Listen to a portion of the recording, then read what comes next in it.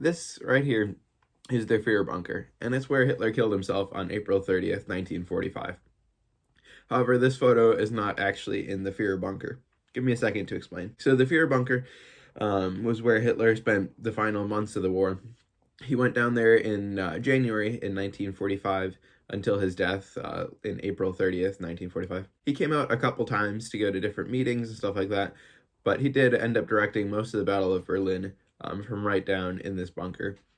Now, that photo that I showed you right here, that is Hitler's living room, and that's where he ended up killing himself just 40 hours after he had married Eva Braun. Now, as the Russians closed in, Hitler killed himself, and then the guard, one of his personal guards, brought his body out to the top of the bunker as he had been ordered to, and burned the body.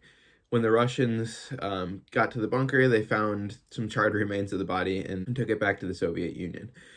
Now, later, once the US and Great Britain got there into Berlin, they went through the bunker and took some famous photos in the bunker, as you'll see here.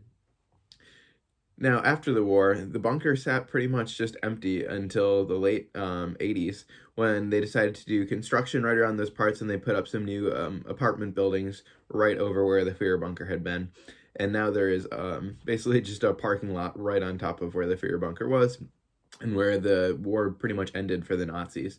While they were doing construction to build this parking lot above it, they demolished as much of the FührerBunker as they could, but since it's this massive concrete structure underground, they weren't able to completely destroy everything, and they ended up filling off basically the corridors to get into it just with concrete, so that way no one could ever break into it, as the Germans do not want any Nazi shrines or anything like that left in Berlin or left in Germany at all. So they didn't even put up a plaque or anything like that, and actually many people went to this site trying to find it, but weren't able to find anything because there was nothing there to identify that it was there. So in 2006, some people who were not a part of the German government paid to put up this plaque right above where the FührerBunker lays, and the little bit that's left of it. And it's just a little plaque to kind of not commemorate what happened at all, it'd be the wrong word, but just so people can identify where Hitler ended up killing himself.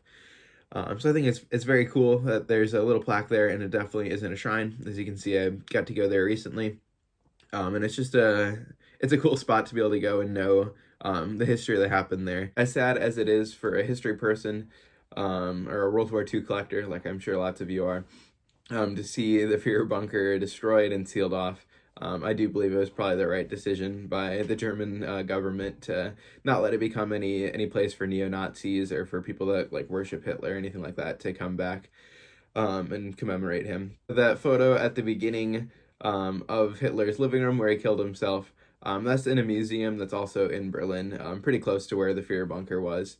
I think it's cool that they have that there, that way you're still able to see it, but that way it's not in the same spot, although it would be cool to be able to go in what remains of the FührerBunker, but probably a good thing that it's sealed off.